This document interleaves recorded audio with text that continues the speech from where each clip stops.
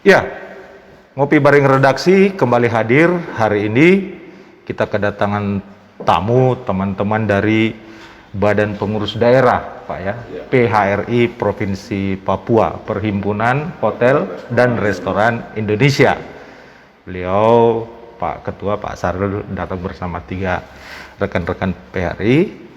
Salam sehat selalu Pak, Ibu. Sukses semua. Pak, boleh diperkenalkan? Ya, baik. Assalamualaikum warahmatullahi wabarakatuh. Salam sejahtera untuk kita semua. Salam. Saya selaku Ketua PHRI Papua, Saril Hasan SC, didampingi dengan sekretaris saya, Pak Dr. Saling SMI, dan saya dampingi juga JM dari Fox Hotel Indonesia dan JM dari Horizon Indonesia yang ada di Papua. Kedatangan kemari untuk menghadiri undangan bincang-bincang kopi pagi ya. Luar biasa. Bareng Pak. Iya. Mungkin saya kasih kesempatan teman-teman saya memperkenalkan diri juga supaya lebih jelas. Silakan Pak Sakum. Pak Sekretaris, silakan Pak. Baik, terima kasih. Selamat pagi. Assalamualaikum warahmatullahi wabarakatuh. Waalaikumsalam. Nama saya Prof. Salim SMN. Saya selaku Sekretaris BPD PHRI Provinsi Papua. Iya. Saya kira itu aja. Nah, silakan Ibu dari JM Fox. Oke, Assalamualaikum warahmatullahi wabarakatuh. Shalom, salam sejahtera. Ya, Saya Joen. Tugas saya kebetulan ditugaskan di Hotel Fox Jayapura, bagian dari Tauziah Management Indonesia. Yang di Paldam Bu ya? Iya, lokasinya di Paldam. Gitu saja. Oke. Berikut Pak, Terima dari kasih, Pak. Horizon. Saya dengan Edi, saya kebetulan bertugas di klaster General Manager untuk Horizon Jayapura dan Horizon Kota Raja. Di PHRI saya juga kebetulan salah satu pengurus PHRI Papua Jayapura khususnya. Oke, terima kasih banyak. Kita sudah perkenalan. Pak Saril mau tanya, PHRI di Papua sudah berapa banyak Pak anggotanya Pak? Jadi kami di Papua ini sudah banyak mengalami kemajuan, jumlah anggota semakin bertambah, khususnya menjelang PON 2021 itu ada beberapa penambahan hotel berbintang. Yang titiknya waktu sebelum PON itu hanya ada 3 hotel berbintang, yaitu Swissbell, Aston, Horizon, Sahid. Ya, setelah menjelang PON 2021 ini kemudian sangat luar biasa, itu ada 17 hotel. Oh, gitu. Mudah-mudahan dengan jumlah yang bertambah ini, kita mengharapkan juga bahwa Papua ini menjadi tujuan destinasi wisata. Ya. Dan keberadaan kami selaku PHRI ini adalah asosiasi yang bergerak di bidang akomodasi, jasa boga, ya, jadi sebagai ujung tombak pariwisata yang ada di Papua. Jadi PHRI mengkoordinir teman-teman yang berusaha di akomodasi dan itu Pak ya. Betul. Kalau di tingkat kabupaten kota Pak, di daerah-daerah mana saja yang sudah ada pengurus itu juga PHRI? ada. Iya. Jadi untuk Papua ini semua ada. Jadi Semua ada Pak ya. 27 kabupaten yang ada. Merauke yang aktif ini Merauke, Timika, ya, terus Biak yang aktif, tapi karena memang kita jumlah kota masih sedikit, sehingga aktivitas organisasi juga tidak terlalu banyak. Tapi harapan kami ke depan semakin tumbuhnya pariwisata di Papua, kami dari PHRI juga tentunya mempersiapkan diri, khususnya dari sisi SDM. Dan memang tantangan khususnya di Papua ya, bahwa selaku JM yang ada di Papua ini, dia bukan hanya sekedar mengelola hotel, hospitality, tapi dia mengelola SDM juga. Karena kami dihimbau kepada seluruh pengusaha hotel yang ada di Papua, khususnya Jayapura ini, bagaimana memberdayakan putra asli Papua. Minimal 70-30. Harapan kami 70 anak asli Papua, 30. Tapi untuk mencapai itu memang suatu pekerjaan yang tidak mudah. Bertahap begitu Pak ya. Dan harapan kami sekarang ini, para JM-JM yang ada sekarang ini kan tadi tidak hanya sekedar sebagai JM di suatu hotel, tapi dia berusaha bagaimana menciptakan SDM anak Papua yang hebat-hebat. Dan ini sudah sebagian ada yang kita bina, dan mudah-mudahan harapan saya ya mungkin 5 tahun atau 3 tahun lagi ada juga JM anak Papua lewat JM yang ada sekarang. Jadi PHRI untuk saat sekarang ini banyak mengalami kemajuan dan merupakan sumber PAD daerah. Semakin tumbuh punya perhotelan dengan sendirinya ekonomi tumbuh karena bersinergi. Ya, artinya sinerginya itu dari sisi petani ya, hotel-hotel itu kalau setiap ada event-event itu membutuhkan banyak. Betul, Pak. Hasil pertanian itu sayur mayur apa. Yang kedua, kita bersinergi dengan pihak perikanan ya. Kita butuh ikan, segala macam, semua jenis ikan. Dan hampir setiap hari itu semua hotel butuh itu karena di Papua rata-rata orang datang itu kepingin coba ikan Papua. Betul, Pak. Yang terakhir peternakan. Telur. Jadi peternak telur, ayam, daging. Jadi majunya hotel dengan sendirinya ikut mendorong yang sektor lain, ya. Betul, Pak ya. Jadi bukan hanya, jadi boleh dikata hotel ini semacam lokomotif bagi gerbong ekonomi yang lain begitu, Pak ya. Benar. Jadi seperti Pak Saril bilang tadi, pertanian, peternakan, bahkan jasa juga, rental saya lihat juga ikut terdongkrak, Pak ya. Terus usaha-usaha kerajinan UMKM khususnya untuk apa? Oleh-oleh pasti juga ikut terdorong dan wisata pastinya seperti itu, Pak ya.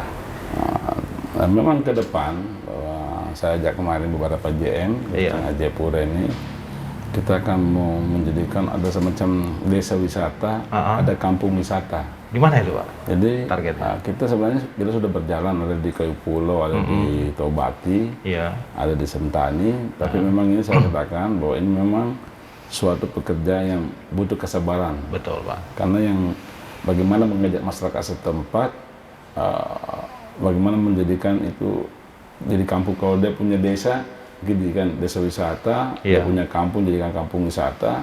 Intinya bagaimana ekonomi berputar di situ. Betul, Pak. Sehingga kita salah ke owner dari luar, apakah itu investor, tidak semata-mata karena modalnya besar, membangun suatu kampung, harus ada gedung. Tapi bagaimana ekonomi tumbuh di desa itu atau kampung itu dengan kondisi alam yang indah seperti di Sentani. Betul, Pak. Itu danaunya indah, terus perbukitannya. Jadi mungkin nanti kampung wisata daerah pegunungan, kampung wisata daerah danau, kampung wisata daerah pantai. Ya. Nah, sekarang perbatasan juga menarik itu, Pak. Kalau saya sebenarnya kalau wisata ini kan industri. Betul, Pak. Industri yang tidak pernah habis karena yang kita jual alam. Nah, tentu dengan membutuhkan SDM yang sudah hebat. Beliau ini lah, JM-JM ini sekarang hebat. Kenapa? Dia tahu tantangan di Papua ini luar biasa. Kalau mereka datangan untuk cari duit, mereka ini nggak perlu jauh-jauh ke Papua, cukup di Pulau Jawa saja, cukup di Pulau Bali. Tapi karena ada keinginan mengabdi di Papua, ya mereka datang ke sini saja, sama saluk lah. Teman-teman saya yang masih bertahan di sini, terutama Pak Edi, Ibu Juan, nah seperti sekretaris juga. Beliau juga sudah marahi doktornya juga. Saya pikir bahwa SDM di PHRI ini semakin hari juga semakin hebat-hebat. Mungkin saya kasih kesempatan sama Sekum nanti ditambahkan lagi kira-kira ke depan bahwa hospitality yang ada di Papua ini kita akan mau kembangkan. Tadi Pak Saril mengatakan bahwa selain dalam bidang usaha mengelola hotel juga ada kepedulian terhadap SDM khususnya SDM Papua. Nah dari PHRI sendiri apa programnya Pak untuk SDM ini khususnya untuk anak-anak Papua? Ada enggak program khusus misalnya pelatihan atau apa begitu? Mungkin itu Pak. Iya, Pak Saril kita. Ya, baik. Terima kasih. Terkait dengan apa yang tadi sampaikan bahwa program PHRI terkait dengan pengembangan SDM, mungkin teman-teman para JM itu sudah melakukan di sana, di mana selain program dari PHRI sendiri, teman-teman yang ada di JM ini mereka melakukan in-house training. Dengan kegiatan in-house training itu yang dilakukan, maka dengan sendirinya di situ ada pengembangan SDM, ada ready mereka yang tadinya mungkin pengetahuannya masih terbatas. Dengan adanya in-house training yang rutinitas yang dilakukan para teman-teman JM, sehingga sumber daya manusia yang ada di sana juga bisa meningkat kemampuannya seperti itu. Kalau dari Fox sendiri Bu, programnya apa untuk yang ini? Mungkin kita bisa tahu. Jadi kalau yang kita lakukan di Hotel Fox itu tentu saja perekrutan kita utamakan, prioritaskan itu untuk dari teman-teman yang memang asli di Jayapura. ya kan, yang masyarakat sekitar dulu. Lalu nanti dia akan radiusnya meluas pastinya. Oh, gitu. Kalau karena kita perekrutan tetap harus menyesuaikan dengan kemampuan.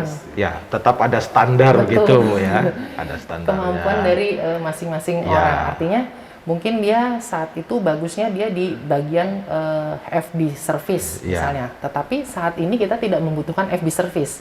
Yang kita butuhkan housekeeping misalnya. Ya, artinya kalau di radius mungkin 5 km tidak ada yang FB service, tidak ada yang housekeeping, ya kita harus meluas radius 10 km, 20 jadi, km. Tidak kaku begitu. Betul. Nah, jadi itu yang kita prioritaskan untuk yang di sekitar kita dulu. Kenapa kita prioritas yang di sekitar kita?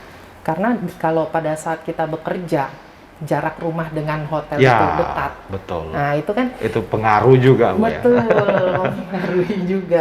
Artinya kadang-kadang di hotel kejadiannya ada suatu rombongan yang mendadak masuk ke hotel. Nah, pada saat itu jadwal kerja kita mungkin hanya 3 orang katakanlah.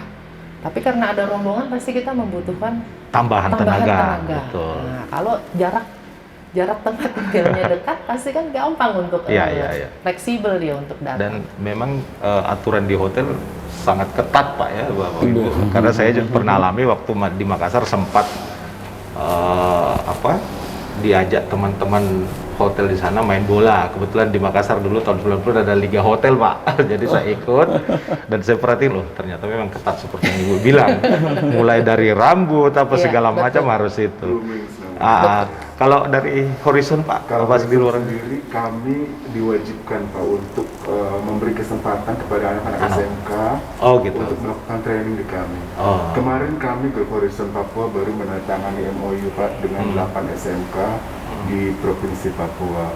Karena SMK ini di Papua masih kurang ya, Pak. Minat belajar anak-anak dan ketertarikan kepada dunia hospitality masih harus kita bangkitkan kembali. Jadi ini adalah mandatori kami dari pusat. Jadi Horizon dimanapun di Indonesia harus memberikan kesempatan kepada anak-anak adik-adik kita SMK ini untuk training. Nanti ketika mereka menjadi prakerin, kita evaluasi, Pak. Apabila evaluasi tersebut bagus, kita akan langsung tarik gitu menjadi karyawan kami. Karena teori yang selama ini mereka dapatkan kan berbeda dengan di lapangan, Pak, betul. Jadi kami beri kesempatan buat adik-adik ini untuk berkembang, untuk mencintai dunia hospitality industri yang sangat-sangat dinamis, berkembang terus. Kita selalu update, gitu. Jadi saya juga sudah hampir 30 tahunan mungkin butuh ya, karena kami sangat-sangat menyenangi dunia itu, gitu. Begitu dinamisnya dunia hospitality sehingga membuat kami juga masih tetap bertahan di dunia hospitality. Betul seperti tadi yang Pak Sahib bilang. Kami juga punya moral untuk bisa mendidik adik-adik kita di Papua ini, Pak. Saya sudah hampir 5 tahun tinggal di Papua dan saya bersyukur gitu. Saya mendapat kesempatan untuk datang ke Papua untuk juga membantu mengembangkan dunia hospitality dan membantu juga memberi kesempatan pada adik-adik kita untuk mencintai dunia hospitality. Iya, Pak. Jadi memang hotel-hotel semua sudah jalan, Pak, ya.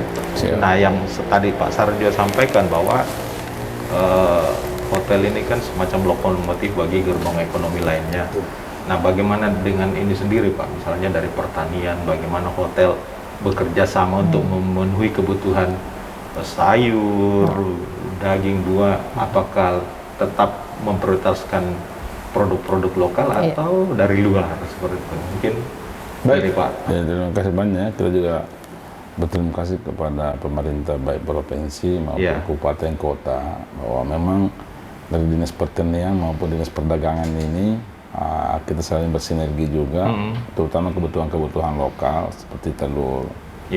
Dan kita bersyukur bahwa untuk saat sekarang ini dari pihak peternakan banyak pengusaha-pengusaha UKM yang memelihara ayam petelur ini untuk kebutuhan hotel, karena memang untuk hotel itu sendiri semua bahan-bahan yang masuk harus semua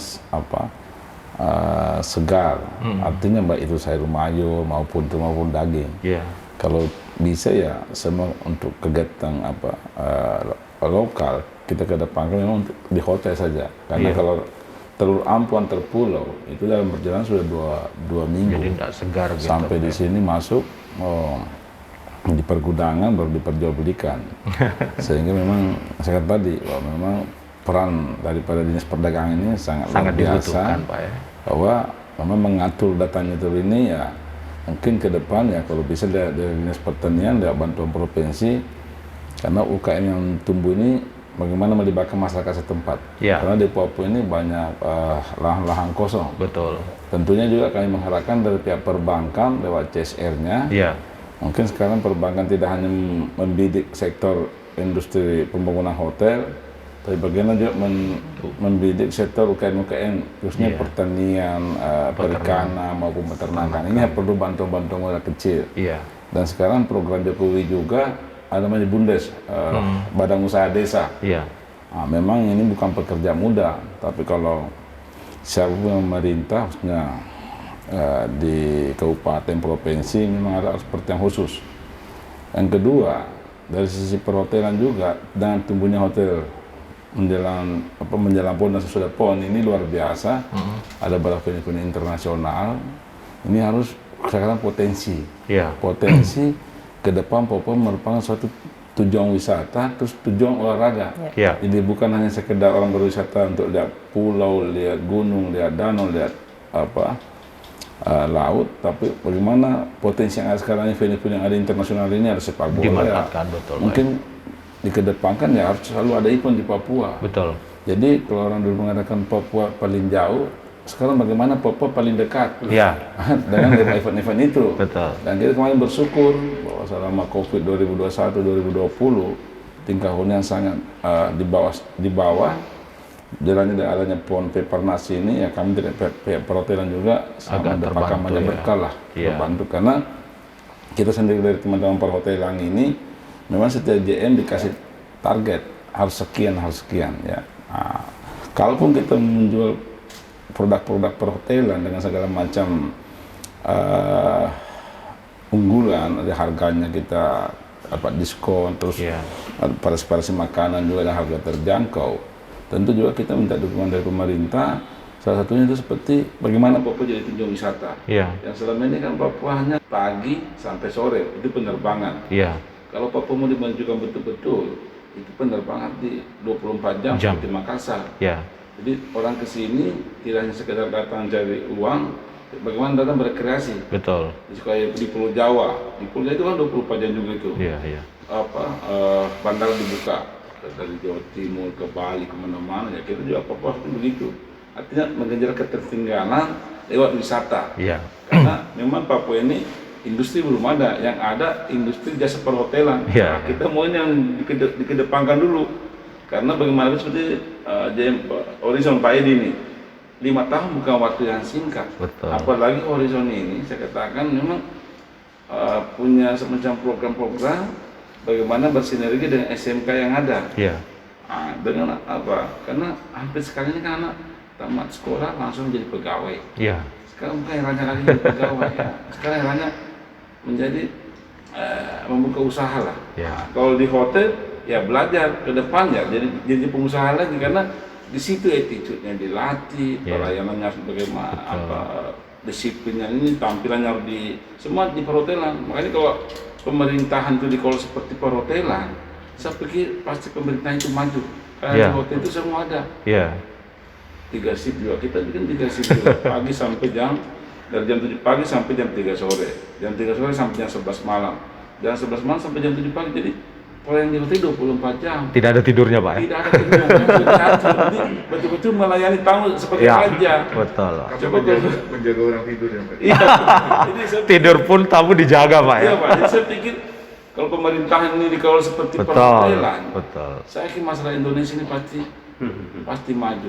Apalagi saya baca di medsos itu bahwa negara paling mahal di dunia itu Indonesia nomor 1. Lewat perhotelan, saya pikir ini tempatnya untuk belajar. Karena di hotel itu benar-benar nggak ada istirahat. Ada waktu istirahat jam 1 jam. Kalau dia masuk pagi jam 12 sampai jam 1. Setelah itu bergerak lagi. Kecuali memang apa yang dikerjakan sudah selesai baru bisa istirahat. Apalagi kalau tamu itu adalah raja. Tidurnya pun dijaga. Apa yang dia minta harus dilayani. Tidak ada pun dia akan diadakan. Itulah hebatnya JM-JM yang ada di Papua ini, mempertahan dan membina. Memang industri hotel tidak mudah, Pak ya. Tidak mudah. Banyak faktor yang mempengaruhi. Nah, salah satu yang saya lihat selama saya di sini, tentunya hotel pariwisata paling utama itu keamanan, Pak. Nah, anggapan orang di luar, Papua ini tidak aman. Sementara kan, ya hanya di satu tempat atau beberapa tempat saja. Tapi akhirnya kadang kalau misalnya terjadi sesuatu di pegunungan, pasti orang yang tidak paham Papua akan bilang, Jayapura bagaimana? Nah, apakah itu sangat berdampak, Pak, terhadap industri pariwisata? Anja saya meluruskan juga ini. Papua ini 3 kali Pulau Jawa. Ya. Jadi Papua 1, Pulau Jawa 3.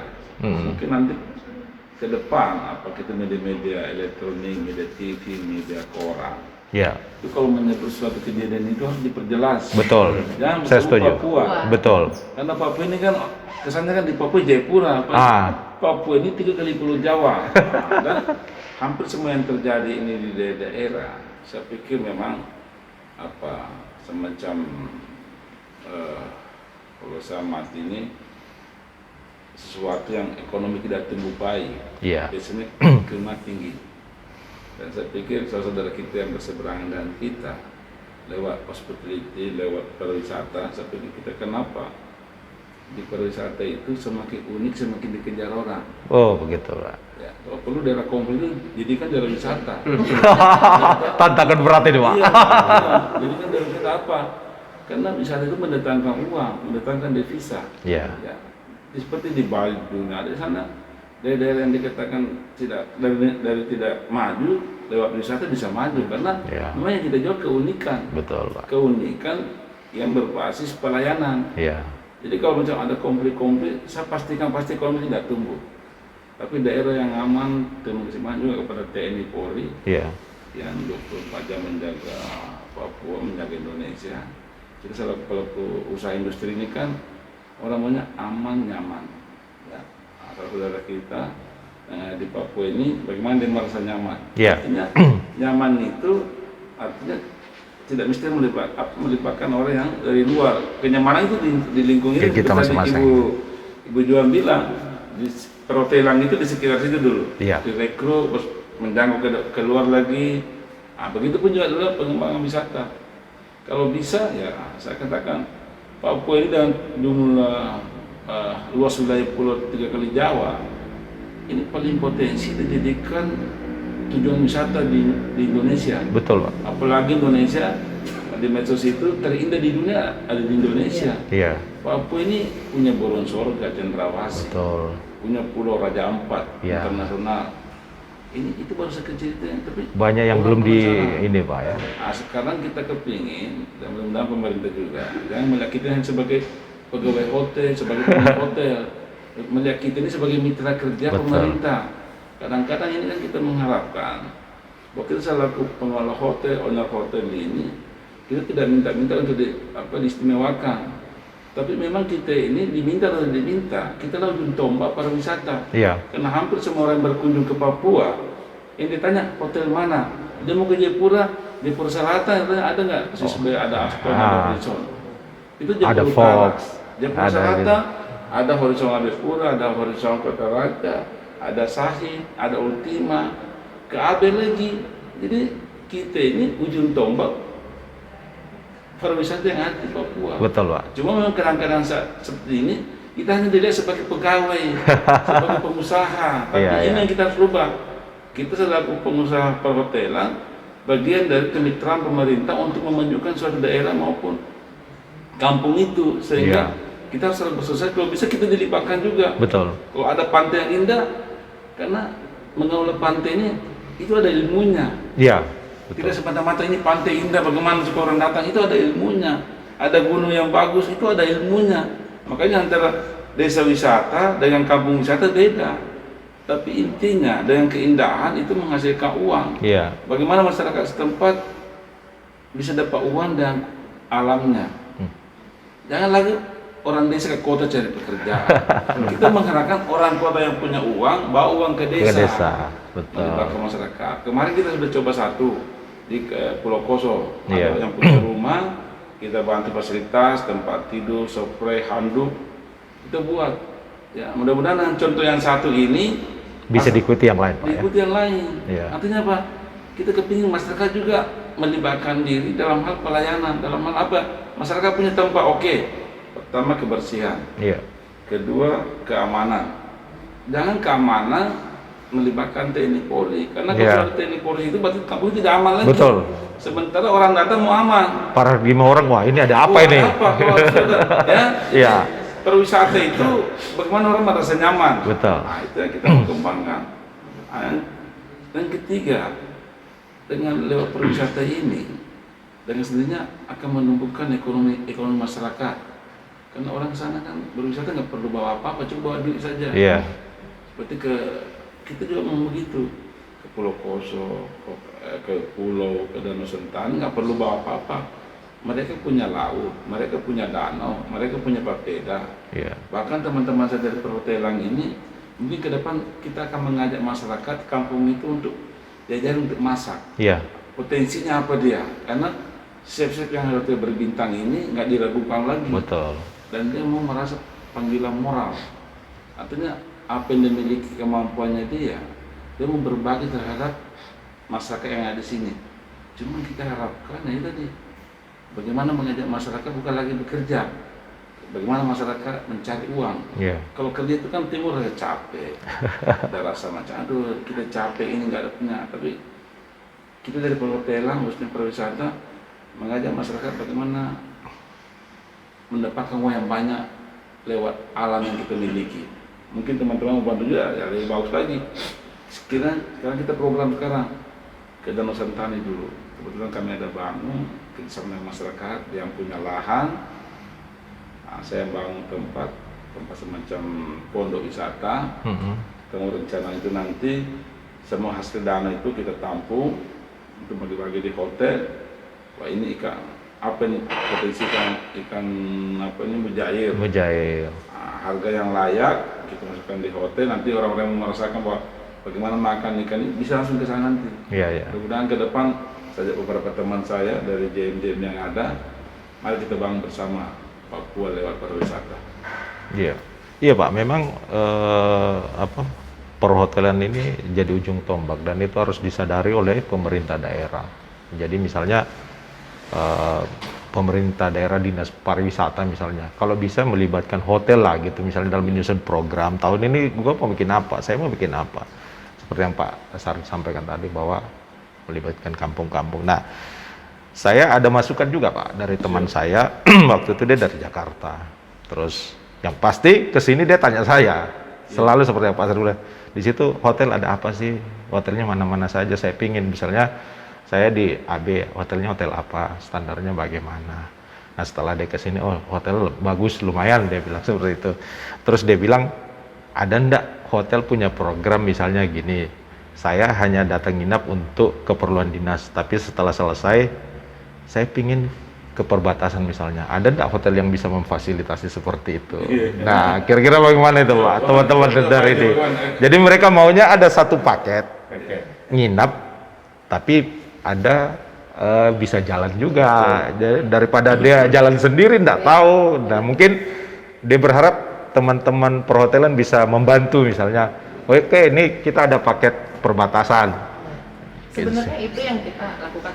Saya sebelum ini 11 tahun di Bali. Iya. Di Bali. Nah, pada saat seperti tadi Pak Syahrir bilang, memang kalau mau cari uang aja ya tahan aja mending di sana ya.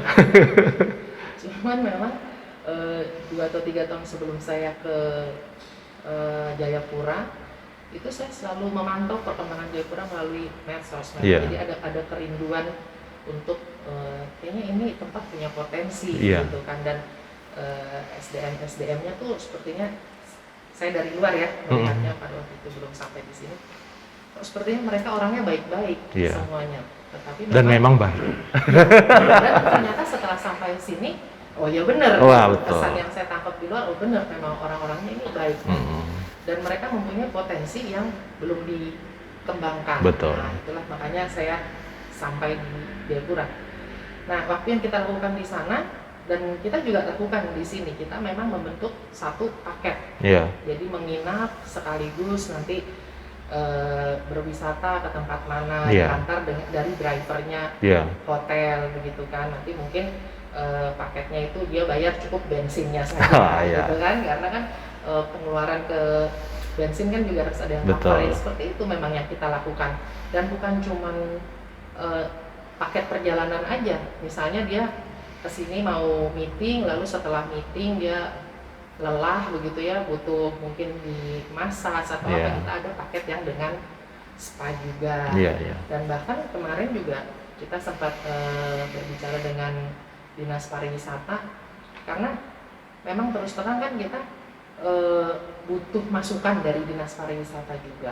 Lokasi mana sih yang kira-kira bisa dikembangkan, betul, yang kita bisa referensikan kepada tamu-tamu kita.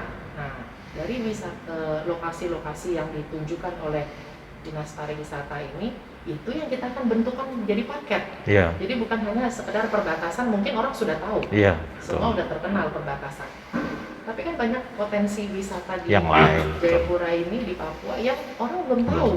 Nah, itulah kesempatan kita para hotel untuk membantu pemerintah, bekerja sama dengan pemerintah untuk sama-sama memperkenalkan ini loh Papua. Bukan hanya sekedar perbatasan aja, masih ada lagi tempat-tempat yang lain. Begitu sih Pak yang kita lakukan. Iya, luar biasa sekali Bapak Ibu ya. Nah ini Pak Sarul juga sampaikan tadi bahwa menjelang PON pertumbuhan hotel luar biasa sekali Pak ya. Nah yang saya lihat tadi Pak Sarul sampaikan bahwa hotel bintang di Jayapura Pak ya sudah sekitar 17-an gitu ya Pak. Nah boleh tahu enggak Pak, bagaimana sih untuk bahwa ini hotel bintang 3, 2, 1 atau 4, 3, 2, 1, apa-apa sih adunya untuk syaratnya itu? Karena kan banyak masyarakat yang nggak paham, taunya mereka ini hotel, tapi kalau artinya kalau orang yang sudah terbiasa mungkin tahu bintang 1 fasilitas yang saya dapat ini, bintang 2 ini. Nah kalau yang belum awam pasti nggak paham lah, mungkin bisa disampaikan. Jadi saya tindak dulu dari Ibu Joan tadi yang dari Fox ini, bahwa datang ke Papua itu ada kerinduan bagaimana memajukan Papua, bagaimana potensi yang ada, dan memang kita mengharapkan ke depan Dinas Pariwisata Provinsi maupun Kabupaten Kota minimal melibatkan dari pihak-pihak kita melihat potensi yang ada. Karena bagaimanapun juga ke depan ini, pemimpin ke depan itu kita mengharapkan pemimpin birokrasi yang berjiwa entrepreneur. Artinya kalau kita selalu pengusaha, dari tidak ada jadi ada. Kalau pemimpin kan, penguasa kan sudah ada. Kantor gedung sudah ada, pasar sudah ada. Staf SDM sudah ada semua. Anggaran sudah ada. Makanya kalau daerah tidak maju, sekarang tergantung pemimpinnya. Kita berterima kasih kepada kita punya pemimpin yang ada di Papua ini, sangat luar biasa memperhatikan itu. Cuma harus didukung dengan SDM yang baik juga.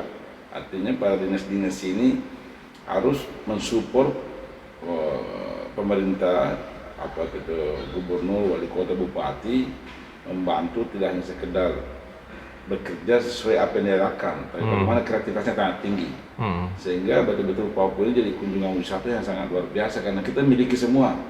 Saya katakan tadi, kita punya gunung, alam, kita punya laut, kita punya danau, kita punya daratan yang ini, semua ada. Budaya, faunanya, budaya juga. Budayanya Pak, budayanya luar biasa juga. Untuk klasifikasi hotel bintang 1, 2, 3 itu ya mungkin saya serang sama Pak Edi, mungkin lebih, karena beliau sudah 30 tahun. Sudah pakar Pak ya. Mungkin silakan Pak Edi menjelaskan itu bahwa bintang 1, 2, 3 itu di mana itu? Klasifikasi bintang itu kalau kita di Jawa kita ada klasifikasinya, kalau di Papua sendiri kita belum ya. Kita sedang menuju ke situ. Jadi itu tergantung dari fasilitas juga Pak. Apakah fasilitas dari hotel itu sebagai bintang 3 atau bintang 4. Kemudian juga dari luasnya, dari jumlah kamar juga terpengaruh.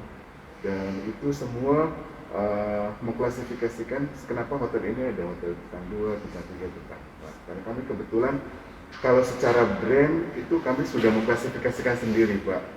Tuh, tapi untuk di PRI belum, kita sudah menuju ke arah situ. Karena itu harus dari luar ya. Sertifikasi dari ya, kami sedang menuju ke arah situ. Kalau secara brand sendiri di brand kami sudah diklasifikasikan sendiri. Tuh, kebetulan juga di grupnya kami di NGM Horizon itu kita sudah tergantung brandnya sudah berklasifikasi sendiri. Tapi untuk secara sertifikasi belum, Pak. Kami sedang menuju ke arah situ. Gitu. Kemudian tadi sekarang kan lagi viral nih, Pak ya, netizen ini kan ada yang disebut hidden gem. Hidden gem itu adalah tempat-tempat wisata yang tersembunyi, yang belum diekspos. Sebenarnya di Papua ini banyak sekali. Saya kemarin lihat fotonya Bu Jo lagi berendam di mana itu, Bu? Di air terjun. Itu bagus sekali, airnya jernih sekali. Iya. Hidden ya. Hidden gem tersembunyi. Betul, hidden gem itu. Sampai itu air belerang. Air belerang di sini, Pak. Air wisata. Banyak sekali, dan itu tugas dari pemerintah pariwisata sendiri dengan kami di perhotelan pihak swasta untuk bisa mengekspos banyak sekali hidden gem di Papua ini yang luar biasa, dan itu bisa kita ekspos melalui sosial media yang itu gratis ya, Pak ya.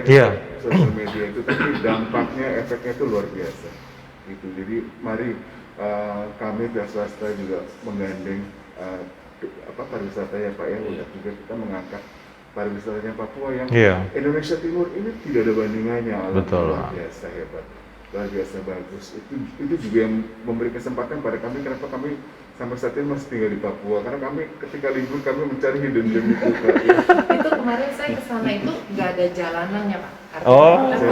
Iya, namanya hidden, Pak, tersembunyi, Pak ya. Kita parkir lalu kita harus jalan 30 menit menanjak. Lumayan. Dan itu jalanan bukan jalanan yang ada batunya udah jadi. Jadi jalanan itu memang jalan setapak yang di beberapa bagian bahkan sudah tertutup.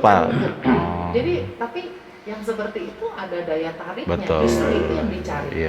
Justru itu, dan saya waktu itu ke situ juga terus terang mau buat paket seperti tadi Bapak. Jadi saya sambil bikin video dan kita akan bikin paket. Apabila nanti saya di Hotel Fox, nanti akan kita bawa juga ke sini paket wisatanya. Jadi memang selama saya di sini saya seperti kata Pak Edi mencari hidden gem ini kemana-mana sambil saya video. Apalagi sekarang karena masa pandemi, Pak ya, orang lebih suka yang outdoor, lebih suka yang olahraganya hiking, jalan, sepeda. Jadi ya hal seperti itu cocok lah gitu. Berarti memang harus pemerintah daerah yang proaktif ya, karena mereka yang tahu wilayahnya. Mereka tahu, jadi sampaikan nih Pak Saril ada ini Mbak ada ini. Harusnya seperti itu, bukan? Seperti tadi Pak Saril bilang, karena di Papua ini kan industri belum berkembang ya. Industri perhotelan justru. Kami di industri perhotelan penyumbang PAD betul.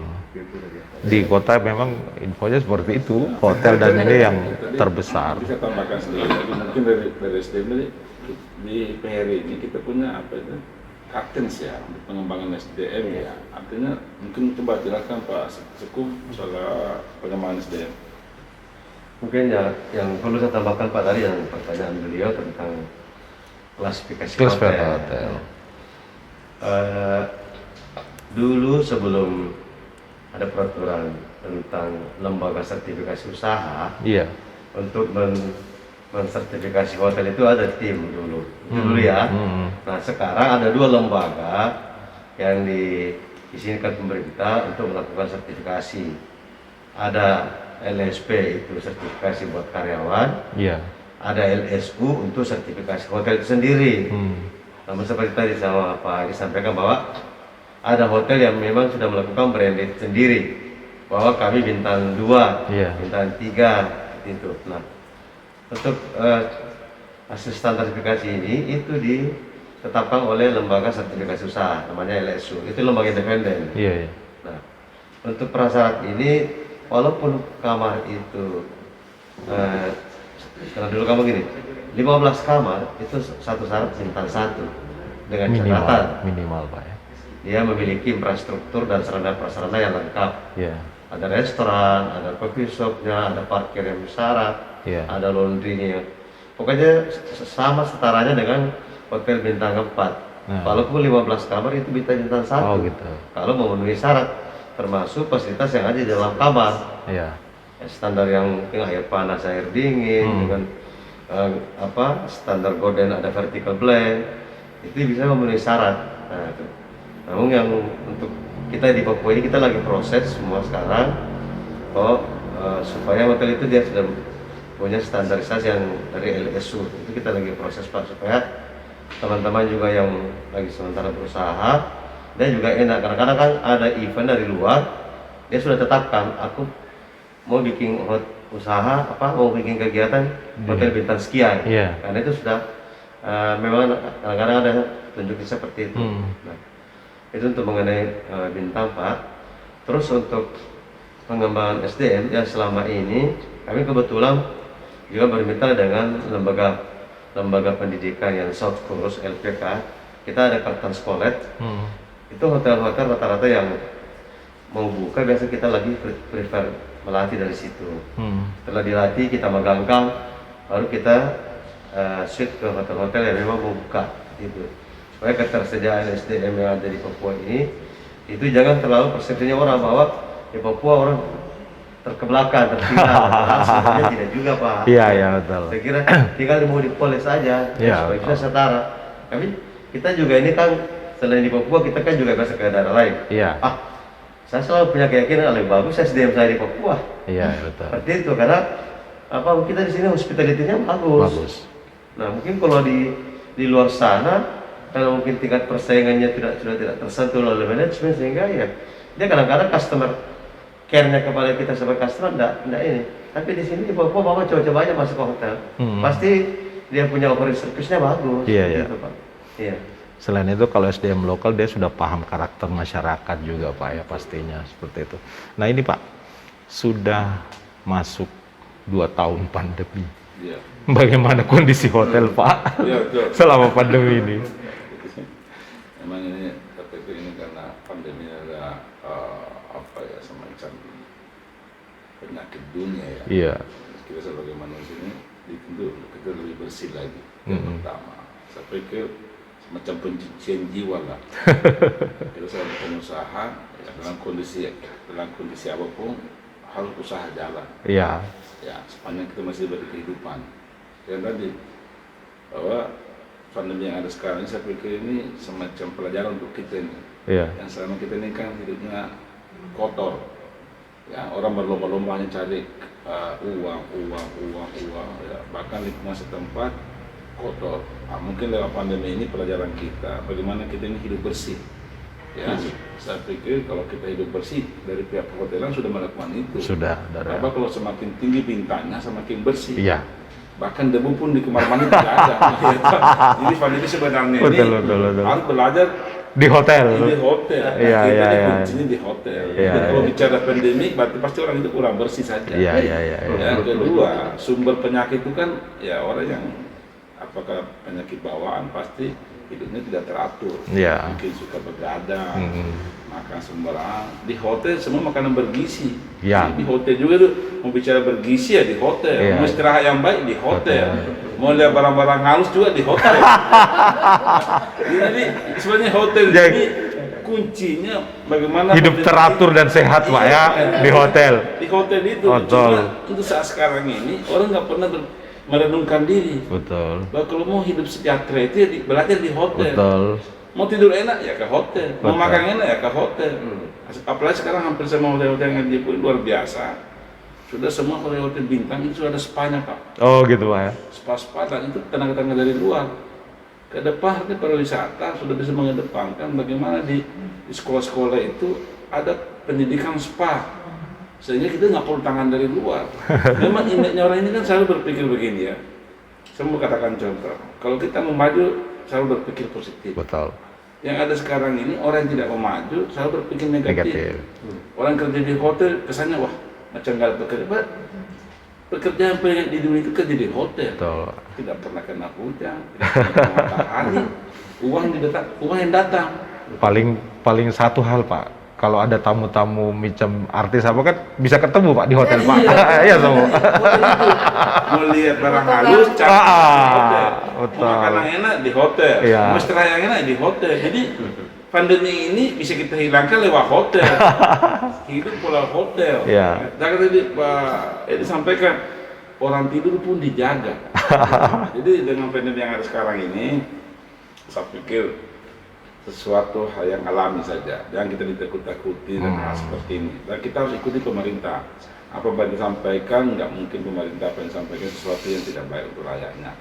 Cuma saya pikir ini saatnya rakyat, khususnya rakyat Indonesia yang ada di Papua, bagaimana hidup bersih. Dan sekali lagi, eranya Pak Tobi Mani luar biasa ya. Yeah. Kita perhatikan jalan-jalan bersih, jalan-jalan protokol yang ada dari Kota Jayapura sampai perbatasan itu kebersihannya luar biasa. Saya pikir beliau ini sangat luar biasa. Jadi pemimpin, kita mengharapkan pemimpin seperti ini ke depan. Dan kita mau tambah lagi pemimpin birokrat yang berjiwa entrepreneur. Dia selalu dekat dengan perhotelan. Iya. Kalau saat sekarang, ya kita tahu hanya dianggap pengusaha hotel, dia ini hebat-hebat ini. Bayangkan, pemerintah nggak gaji, justru mereka membayar pajak. Jadi kalau kita ini kadang-kadang yang dibayar ini justru malah merasa lebih hebat dari kita. Kita yang membayar lebih hebat dari yang dibayar. Kan Jadi begitu? jangan hanya mengharap PAD dari hotel Pak ya, tapi harus jadikan sebagai mitra di Saya malah Rangko. berpikir dengan teman-teman, sekali kita mendatangkan itu spa dari Ukraina, dari Uzbekistan. Jadi kalau orang mau ke luar nggak perlu lagi keluar. Ya. Kita nggak perlu ke Jakarta, semua di sini. Ada terus. Apalagi pantai kita ini, pantai Horta kami. Iya. Sekarang sudah tumbuh banyak. Betul. Tumbuh banyak restoran, Restoran, kafe ya. Saya pikir mungkin juga saya info ini lewat lingkungan hidup, lewat yang menyangkut masalah kebersihan. Yeah. Bagaimana yang punya kafe ini punya Memperhatikan terhadap lingkungan. kebersihan pantai. Betul. Sebagaimana mereka saja sudah bagus bahwa sekarang ini pengusaha juga sudah sadar bahwa tempat-tempat yang dipakai selaku usaha ini melibatkan masyarakat setempat. Iya. Jadi tempatnya dipakai, pengusahanya membangun, ada semacam pembagian hasil lah. Nah, ini yang betul. Cuma kita mengharapkan tadi tidak hanya cara cari uang, tapi bagaimana menjaga kebersihan, menjaga keamanan. Dan kita buktikan bahwa Papua ini saya sudah 38 tahun di Papua, SMP, SMA, kuliah, ya. Semua di situ Pak. Semua di sini. Jadi kalau berbicara masyarakat Papua, masyarakat paling demokrasi. Ya saya sudah rasakan demokrasinya hebat. Iya. Kenapa sekarang terjadi begini-begini? Ini tantangan buat kita. Boleh kita berbeda pendapat, boleh tidak berseberangan, tapi intinya semua hidup sejahtera. Iya. Kalau ini tidak bisa sejahtera, berarti ada yang salah. Nah, sekarang di pantai-pantai ini sekarang ada kita bilang juragan dapur itu. Sekarang ada ini juragan luar biasa, dia kerjasama dengan masyarakat tempat, kelapa dari masyarakat ada ini, masyarakat parkirnya sudah luar biasa. Jadi saya coba sekarang sebenarnya tumbuh kafe-kafe di daerah pantai, Wisata kuliner. Wisata sekarang kan kuliner. sudah berkurang itu namanya kriminal itu. Betul. Karena di situ ada pertumbuhan ekonomi, di situ masyarakat sejahtera. Tapi kalau masyarakat tidak sejahtera, nanti kriminal tumbuh terus. Betul. Ini kerja keras polisi, iya polisi kerja keras. Sekarang kan kasih apa masyarakat mau didukung oleh pemerintah. Dinas pariwisata baik kota provinsi mendukung apa keinginan masyarakat, kita dukung. Ya, karena perbedaan itu bisa jadi pertentangan kalau ada di antara kita merasa macam tidak ada kemajuan begitu. Kok ini kok datang kok maju, saya nggak maju-maju. Berarti ini ada kecemburuan sosial. Sekarang lewat pariwisata nggak ada lagi yang tidak maju karena wisata ini semakin tersembunyi semakin dicari. Oh gitu. Ini yang bahaya itu. Dan usaha yang paling cepat menghasilkan itu usaha yang cepat dibuka. Ya. Pariwisata dibuka di pantai-pantai di daerah danau. Memang ini peran pemerintah menggandeng para pengusaha perhotelan, khususnya para SDM ya. Kalau membangun itu kan semua bisa mudah, itu membangun gedung itu mudah. Gampang. Tapi membangun SDM seperti boleh-boleh ini harus dikasih jasa membangun SDM. Betul. Karena mereka datang kemari bukan hanya cari uang, tapi ada kerinduan untuk membangun Papua. Yang lebih hebat lagi, mereka datang tanpa dibiayai oleh negara. Mereka datang sendiri. Beda kalau yang lain, ya kita datang sudah disiapkan rumahnya, disiapkan mobilnya, disiapkan gedungnya. Tapi apa yang dibuat terhadap Papua, kita juga bingung-bingung. Apa yang dibuat di sini? Kalau mereka ini datang, dia sendiri, hidup sendiri, tapi Kelihatan hasilnya. sangat terbantu. Semua orang ke Papua pakai hotel. Iya. Bu, dari Fox sendiri menghadapi pandemi, bagaimana? 2 tahun terakhir. Iya, jadi kemarin kalau pada saat PON Peparnas memang kita sangat Agak sedikit, ya, sekali, terbantu ya. terbantu sekali dengan adanya event itu. Setelah PON dan Peparnas, sebenarnya kita masih optimis karena kan banyak sekali fasilitas venue-venue olahraga levelnya ini internasional gitu kan, bahkan yang lapangan apa ini pertama di Indonesia kriket. Oh ya. Stadion kriket itu kan pertama Betul. di Indonesia dan venue akuatik itu hanya ada 3 di Indonesia yang diakui secara internasional.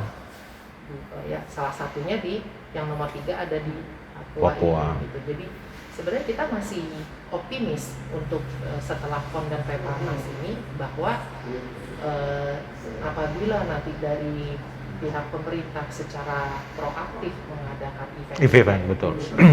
Nasional ya, kalau mungkin internasional mungkin saat ini karena penerbangan juga masih dibatasi ya. Jadi mungkin kita bicara dulu event nasional lah, karena kita punya venue olahraga yang sangat luar biasa ya. Nah, kita optimis dari event-event itu mungkin tidak bisa setiap bulan, tetapi kalau misalnya katakanlah ada berapa venue ini, ada 4 event yang 4 venue yang standarnya internasional ya, kalau saya tidak salah. Betul. Nah, 4 event katakanlah 4 event aja setahun, berarti kan per 3 bulan. Iya. Per 3 bulan kita mengadakan event itu sudah cukup membantu tingkat hunian di hotel. Kita jadi masih optimis. Memang kalau sekarang ini sih saya boleh jujur ya, memang kita agak turun untuk tingkat hunian di bulan-bulan ini. Tetapi dengan pemerintah yang akan proaktif untuk mengadakan event-event, saya optimis bahwa tingkat hunian itu pasti akan sangat terbantu, walaupun mungkin tidak bisa tiap bulan. Tiap 3 bulan itu sudah sangat membantu sekali, Pak. Mungkin kayak macam misalnya event-event apa?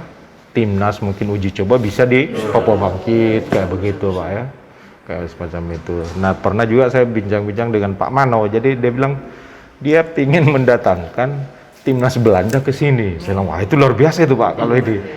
Jadi dalam rangka HUT Kota sempat tahun lalu, kalau tidak salah 2 tahun lalu berbicara. Memang harus seperti itu, Pak. Kalau ada event-event begitu kan orang lebih bisa mengenal Papua. Dan yang paling utama orang akan menganggap bahwa Jayapura ini aman. Orang dari luar bisa datang bebas. Pihak hotel kemarin belajar banyak, Pak, ketika kami memberikan servis yang baik kepada tamu-tamu PON, kepada tamu-tamu Peparnas. Itu kami dapat acungan jempol ya, karena mereka tamu-tamu yang dari luar ini bilang kok servisnya luar biasa. Jadi ini juga memacu, membuat adrenalin kami juga Betul, lebih ini, Pak ya. Betul, untuk bisa memberikan lagi yang terbaik apabila ada kesempatan kembali. Betul seperti yang dikatakan Bu Jo, kita sudah punya stadion-stadion yang luar biasa. Daripada terbengkalai, Pak ya. Jadi kayak menghimbau dinas yang terkait seperti dinas olahraga misalnya untuk ya itu mengadakan event-event nasional. Kami juga tetap jalankan protokol kesehatan dengan sangat ketat, Pak, karena ya sekarang juga masih pandemi ya. Jadi kami hotel-hotel ini masih tetap melakukan protokol kesehatan karena sekarang higienitas adalah prioritas, Pak.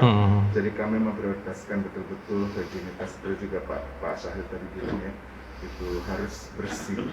Dan kebetulan memang hotel ini standar kami kan bersih, tapi ini harus lebih bersih lagi gitu loh. Karena kami menjaga karyawan kami menjaga tamu-tamu, kami menjaga keluarga karyawan kami untuk kesehatan mereka.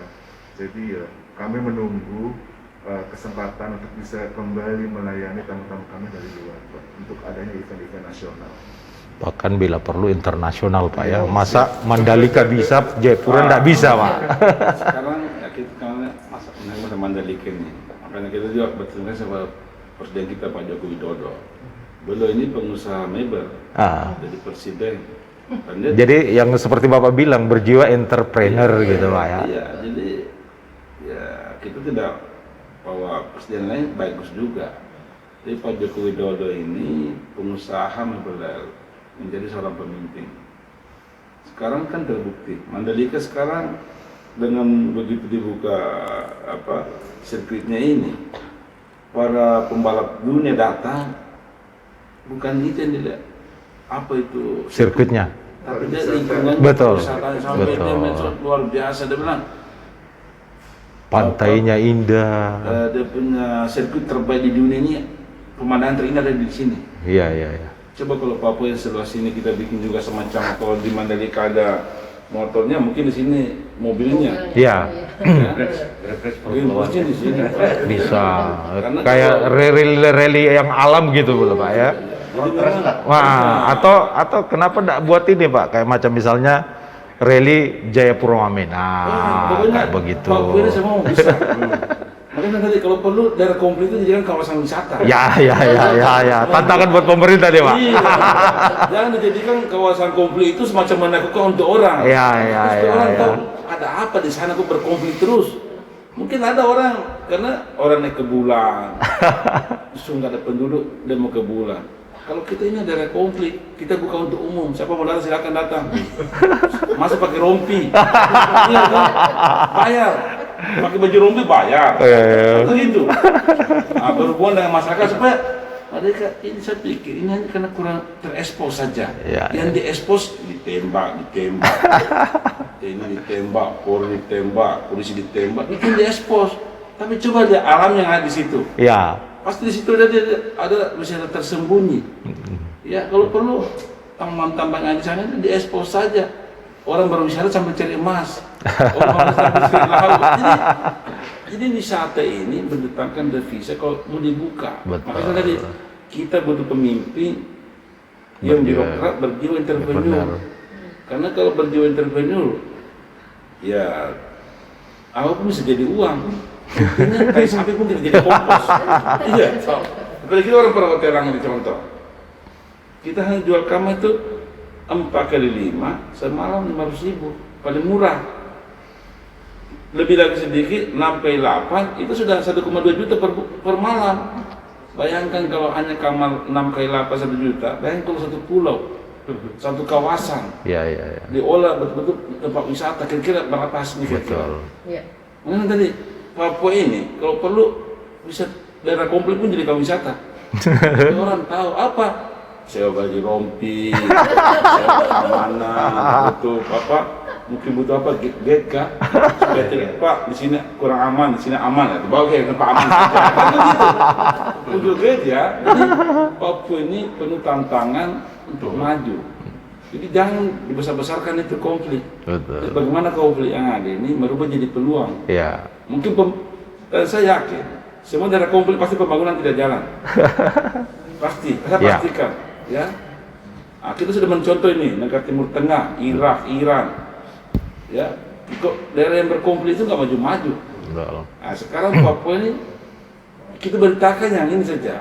Saya nggak tahu ya kalau para petinggi-petinggi kita ini memang istilahnya ya punya kepedulian bagaimana Papua ini tidak konflik lagi. Ya. Dan saya pikir saja tidak jangan terlalu besar-besarkan itu konflik itu. Artinya itu biasa saja ya. Artinya biasanya itu kalau ada sesuatu kejadian di Papua sebut di mana, Puncak ya Puncak. Jalan dari Jayapura ke Puncak sekian, dari pesawat sekian. Jangan sebut Papua terus, jangan katakan deh.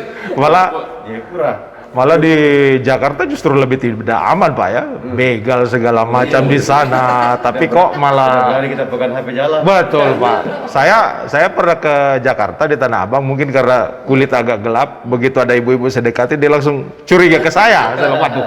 Padahal kalau saya di Jayapura tidak seperti itu. Jadi saya pikir memang kita mungkin nanti kita kerjasama dengan pihak Cepos ya mungkin ke depan. Siap. Kira-kira apa yang perlu kita publikasikan Betul. tentang pariwisata. Betul. Kami dari JNJ Mendeposnya PHRI siap mensupport. Siap. Itu SDM ada. Siap. Dan kamu nggak butuh bayaran. Nanti Iya. kita kelola hasilnya kita mungkin ya memang pada prinsipnya bahwa kita ini hasil yang kita mau bagi. Ya. Dari yang tidak maju kita majukan. Setelah maju ya perhatikan kita. Tapi jangan kita lagi hanya dilihat sebagai pegawai hotel. Kita ini pegawai hotel yang bayar pajak. Iya. Kan begitu. Pegawai hotel sebagai ujung tombak pariwisata. Tanpa hotel orang tidak akan pernah mau berkunjung ke Papua. Iya. Makanya kita ini ya mitra pemerintah. Diminta atau tidak diminta ya kita mitra. Iya. Cuma kadang-kadang ini kita hanya dia sebelah mata saja. Ya, ke depan kita mengharapkan pemimpin masa depan, pemimpin yang selalu dekat dengan perhotelan. Kenapa? Di perhotelan semua ada. Kebersihan perhotelan punya. Mau tidur nyaman, hotel punya. Ya. Mau lihat yang indah-indah, di hotel juga. Jadi semua, belajar di hotel semua ada. Mungkin itu Pak Sekum ya, teman-teman ya. Oke, satu Pak, terakhir mungkin ya, Ya. dan ini agak sedikit berat. Ya. Mungkin Bapak-Bapak sudah tahu, Bapak Ibu sudah tahu bahwa minggu kemarin sempat teman-teman dari hotel mengeluh soal pembayaran dari PON ya Imari. Nah, bagaimana sebenarnya yang terjadi dan apa harapan dari teman-teman semua terkait itu? Baik, jadi ya mungkin dia ya supaya orang semua tahu Ya. yang menonton ini. Sebenarnya kami ini penelitian PB PON, penelitian besar PB PON. Pada saat Papua menjadi tuan rumah pun kami juga dilibatkan. Iya. Ya. Itu yang tadi, memang pemimpin ini ada yang bermental intervenir lah. Dulu ya mungkin saya mau cerita dulu. Dulu waktu Papua jadi tuan rumah, kami bersama gubernur dengan Forkopimda. Yang menjadi tuan rumah sebenarnya ada 5. Pertama Jawa Tengah, Bali, Makassar, Aceh, Papua. Ya, bahkan kami itu di sisi ya, kami dari Papua, saya selaku ketua PRI karena 5 tahun lalu ya. Kalau memang Papua merasa Papua ini bagian dari Indonesia, ini kesempatan Papua menjadi tuan rumah. Iya. Satu. Ada minta loh, Papua kan nggak punya, belum jauh dari kesempurnaan. Ya, justru ketidaksempurnaan. Indonesia dulu merdeka juga tidak sempurna. Iya. Kita dulu merdeka tahun 45, Belum punya apa-apa. 50 tahun, Indonesia punya apa? Iya. Punya apa-apa. Jadi intinya ada keberpihakan pemerintah untuk menuju Papua jadi tuan rumah. Satu. Yang kedua, dengan segala ketertinggalan Papua lewat PON, yang kurang ya pemerintah yang bangun. Yang Papua miliki itu yang diperdayakan. Iya. Jadi tuan rumah ini bukan hal yang tiba-tiba dikasih, tapi setelah berjalannya waktu ternyata muncul masalah-masalah. Dan kita selalu senang kita Pak Gubernur Pak Lukas NMB. Iya. Beliau saya katakan orang yang hebat. Kenapa? Dia mau jadi tuan rumah dengan segala keterbatasannya. Jadi beliau saya katakan hebat. Kalau orang hebat dengan segala kesempurnaan, dengan segala kelebihan, dikatakan hebat itu biasa. Tapi Pak Lukas ini dengan segala keterbatasan pembangunan di Papua, dia mau jadi tuan rumah. Dan bahkan dengan COVID ya, Iya. 2020, 2021 jangan. Jadi saya katakan tadi, orang yang dibawa ini yang bekerja nggak maksimal. Orang yang dipercaya oleh Pak Gubernur yang nggak maksimal.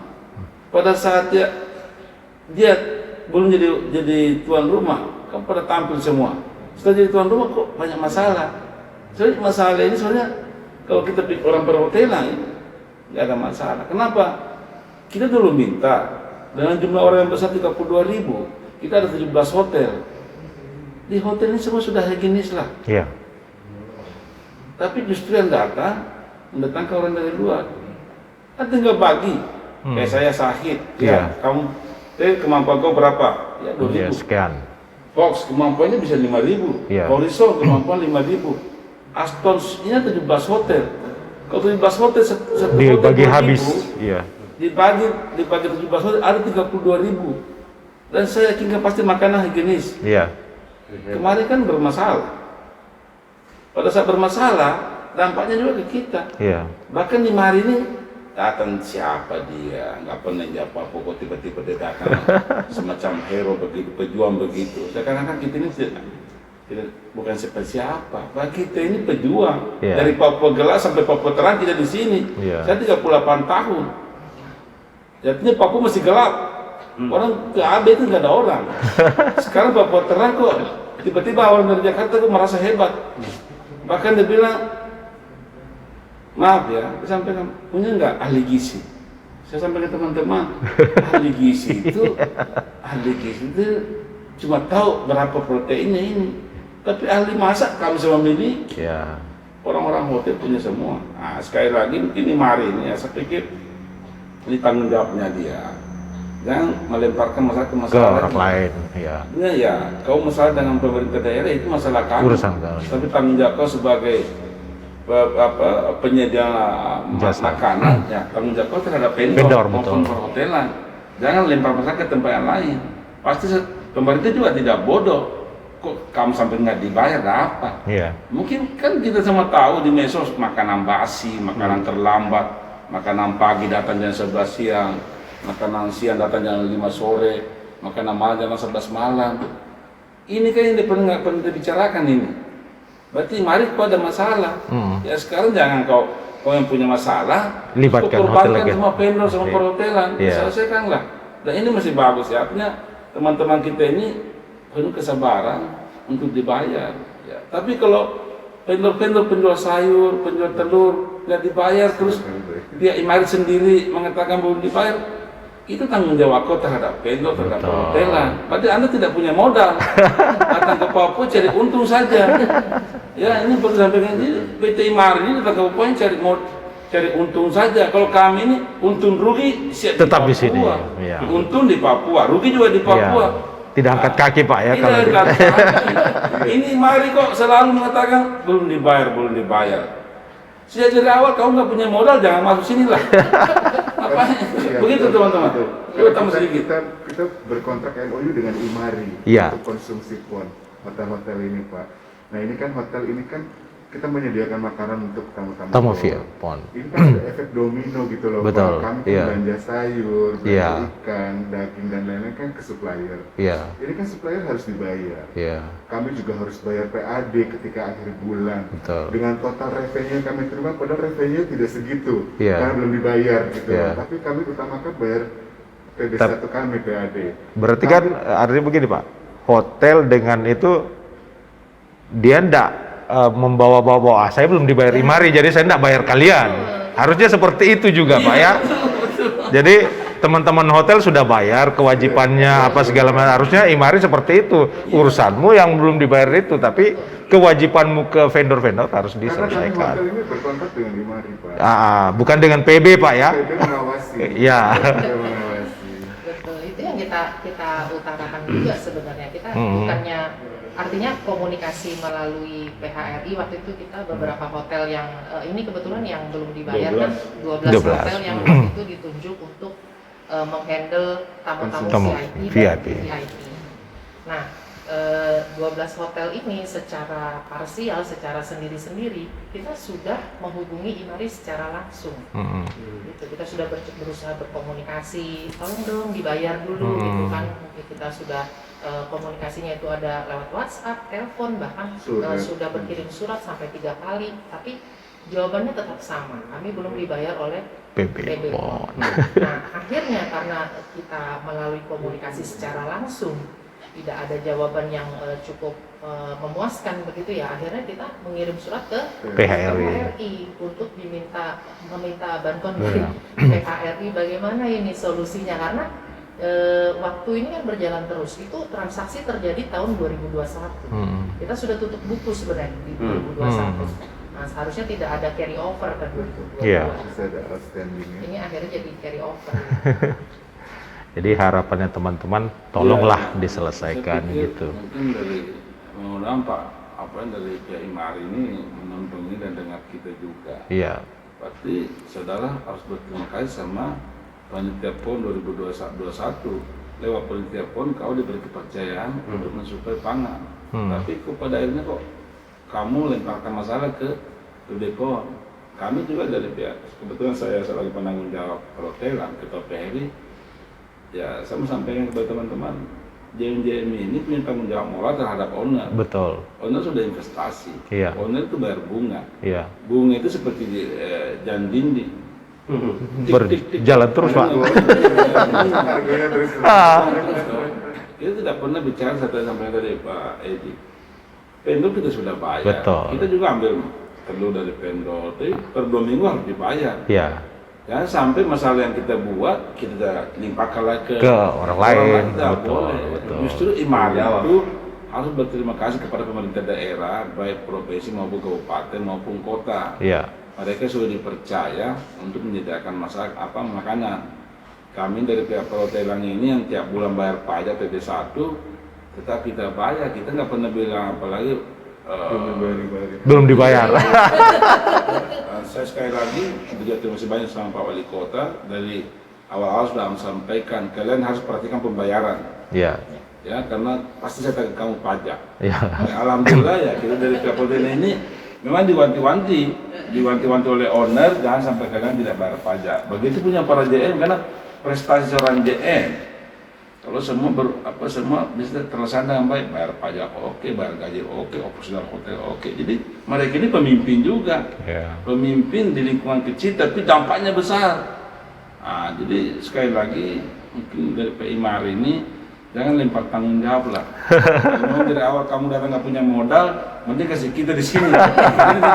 Sini di pas hotel, Iya. Yang punya hotel semua sudah dekat baik. Iya. Nah, kita harus jadi justru Imari harus berterima kasih kepada Pemda. Betul. Sudah diberi kepercayaan. Itu nama Pak. Iya. Karena mendapat uang itu di mana-mana bisa. Gampang. Dan mendapatkan kepercayaan tidak Betul. mudah. Jadi saya menghimbau kepada pihak Imari bertanggung jawablah terhadap perhotelan yang belum dibayar kepada vendor-vendor. Dan melimpah lagi justru Imari berterima kasih kepada Pemda baik provinsi, kabupaten, kota. Lewat provinsi, kota dan kabupaten ini kamu dapat diberi tanggung jawab. Ya kalau memang dari awal aku nggak punya modal ya lapor. Kami dari hari harus 17 owner Pak. Iya. 17 owner ini kalau berkumpul kuat juga. Jadi pada versinya, nah, mudah-mudahan pertemuan pagi hari ini kemarin sudah lewat koran juga cepat diselesaikan lah. Ya, harapan kita semua. Harapan gitu. kita supaya diselesaikan. Jangan ini berlarut-larut. Betul. Dan menyalahkan pemerintah lah. Betul. Ya sampai kirim surat ke Presiden Jokowi, ini hal kecil ini. Kok sampai Presiden turun tangan, ya kan? Betul. Kamu yang harus bertanggung jawab. Kalau memang kau pengusaha hebat, karena saya pikir dengan kehebatan kamu, kau diberi kepercayaan. Betul. Ya, kita juga, walaupun ibaratkan pengusaha kecil, tapi tidak ada yang terbengkalai. Betul. Kita juga berhutang sama. Memang begini dunia bisnis, terjadi utang piutang, tapi bukan berarti timbul utang, tanggung jawab dilempar, jangan. Itu hal yang kami anggap tidak gentleman lah, tidak punya tanggung jawab moral lah. Makanya sekali lagi, punya pengusaha-pengusaha dari luar datang kemari ya, jangan bikin diri hebat lah. Ya, kalau memang kamu tidak mampu ya, lempar ke kita tentang hotel, tentang makanan. Kami dari perhotelan PRI siap apa kebutuhan pemerintah, khususnya bidang pariwisata. Apapun kamu dari mana pun kami siap.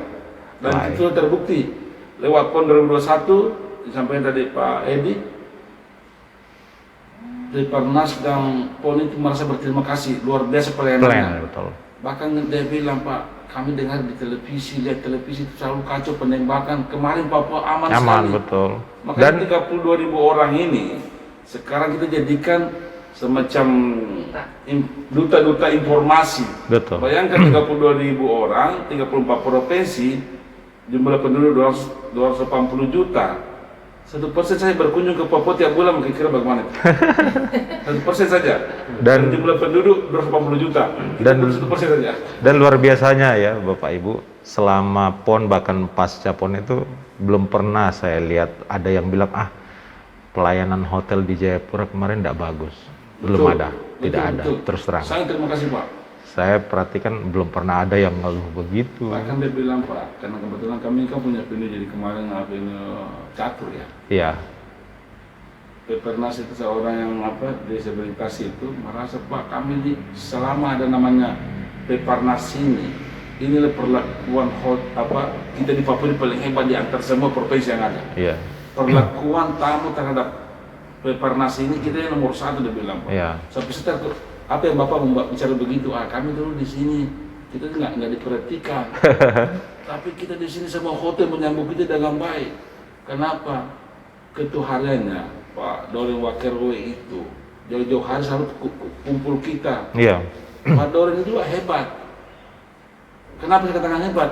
Beliau selalu kumpul kita orang-orang perhotelan dan hasilnya juara umum. Iya. Itu 100 tahun lagi udah tuh Papua juara umum. Itu saya pikir kunci dari Pak Doreng itu, kita hampir tiap minggu bertemu dengan beliau. Bahkan malam-malam beliau datang ya.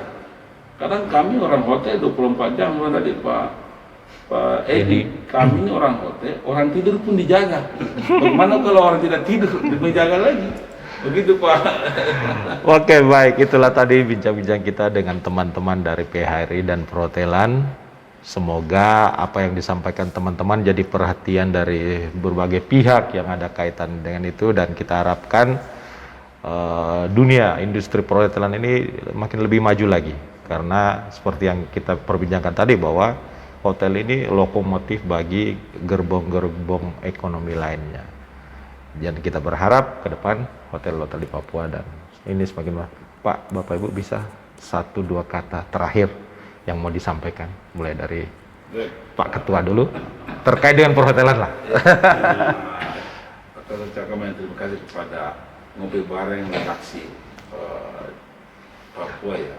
Oh, ini sangat luar biasa, kami diundang untuk bincang-bincang pagi dan mudah-mudahan ke depan ini berkelanjutan.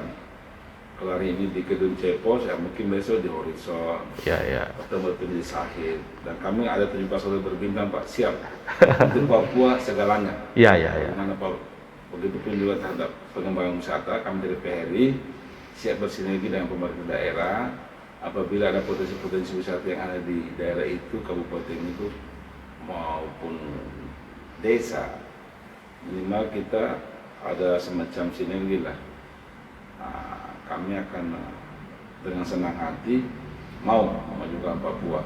Sekali lagi, Papua kita tujukan jadi tujuan wisata nasional maupun internasional. Mungkin teman-teman sama-sama silakan. Pak Sekum. Baik, terima kasih. Saya pikir ini kesempatan yang baik terkait dengan kepariwisataan. Bahwa pariwisata itu harus ada 3 unsur. Pertama adalah aksesibilitas.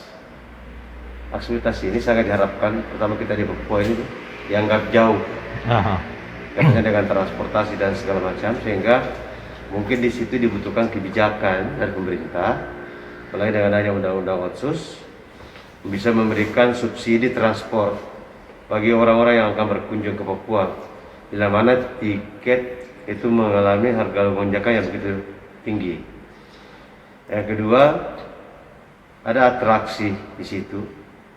Bagaimana pemerintah daerah dengan sanggar-sanggar tari yang ada di Kota Jayapura khususnya, sehingga itu bisa diberdayakan, sehingga setiap objek yang ada di Jayapura khususnya itu bisa diberdayakan, sehingga merupakan daya tarik. Seperti tadi orang-orang yang ada di hotel, ketika dia selesai kegiatannya, dia mau kemana? Nah, mungkin dengan adanya atraksi di sana, itu sehingga dia bisa menggunakan waktu itu dan masyarakat mendapatkan manfaat. Nah, elemen yang ketiga adalah amenities. Seperti tadi pertanyaan Bapak, keberadaan PHRI seperti apa? 3 unsur pariwisata ini itu harus semua berjalan. Keberadaan hotel karena ketersediaan sarana dan prasarana. Ada transportasi, ada atraksi, tapi tidak ada tempat penginapan, tidak ada tempat makan, tidak ada tempat beli oleh-oleh. Ya itu semua dibutuhkan, sehingga ini pemerintah betul-betul harus memperhatikan 3 unsur ini agar pariwisata itu bisa maju. Nah, itulah kami peran PHRI karena adanya tadi fungsi amenities. Ya, hotel sangat dibutuhkan. Mau bicara pariwisata kalau tidak ada hotel itu kosong, Pak. Nah, saya kira seperti itu. Terima kasih. Oke, dari Ibu mungkin ada yang mau disampaikan, silakan. Dari Fox yang kameranya. Jadi yang kita alami selama ini kan di perhotelan nih, terus terang kita agak kesulitan untuk mencari SDM yang pas, ditempatkan di posisi yang pas. Sedangkan di luar sana kita juga mendengar sebenarnya banyak pengangguran, begitu kan. Jadi yang kita harapkan sebenarnya dari pemerintah adalah mungkin bisa dibantu menjadi jembatan antara tenaga kerja yang tersedia di lapangan dengan kita di industri perhotelan, supaya kebutuhan kita di perhotelan dengan tenaga kerja yang tersedia di lapangan ini bisa ketemu, gitu. Saya di Papua ini banyak sekali tenaga-tenaga kerja yang skillful begitu ya. Cuma mungkin saya nggak tahu lokasinya di mana, dan si tenaga kerja ini juga mungkin kurang tahu kalau saya sedang membutuhkan tenaganya dia begitu. Jadi kalau bisa, ya itulah kesulitan utama yang kita rasakan selama ini adalah mencari tenaga yang tepat untuk posisi yang tepat. Nah itu bagaimana pemerintah bisa menjembatani kebutuhan kami itu. Baik, silakan Pak Edi dari Horizon. Saya sendiri sih tadi menyambung dari Pak Salim ya. Papua ini harus diangkat kembali, diekspos tentang pariwisata, kemudian tentang kerajinan yang sangat unik ya kan, hanya di Papua yang memiliki keindahan tersendiri gitu. Jadi kami sih dari pihak swasta berharap mungkin ada penerbangan ditambah atau juga ada maskapai baru selain maskapai yang ada ya Pak ya, mungkin dengan ya sekarang kan banyak ya, mungkin menjajaki setelah pandemi selesai, jadi kita lebih terbuka lagi Papua. Banyak sekali, saya sering mendengar teman-teman kita yang di Indonesia bagian barat ingin sekali berkunjung ke Papua, cuma karena keterbatasan tiket pesawat yang sangat mahal gitu. Jadi mereka berpikir kok daripada ke Papua mendingan saya keluar negeri. Tapi sebetulnya kita harus ekspos Indonesia dulu gitu. Jangan pergi-pergi ke Australia kemana sebelum kita juga ekspos Indonesia. Dan Indonesia Timur terutama Papua ini luar biasa. Jadi kami berharap pihak swasta, kami di perhotelan agar ada penambahan maskapai penerbangan untuk membuka Papua ini agar teman-teman kita, saudara kita yang dari luar Papua bisa datang dengan mudah dengan ongkos yang tidak terlalu mahal. Ya, itu tadi bincang-bincang kita dengan teman-teman dari PRI. Semoga apa yang kita bicarakan bisa bermanfaat dan menjadi perhatian dari berbagai pihak, pemerintah dan lain sebagainya. Sampai bertemu kembali dengan Ngopi Bareng Redaksi. Salam sehat selalu. Terima kasih Bapak Ibu.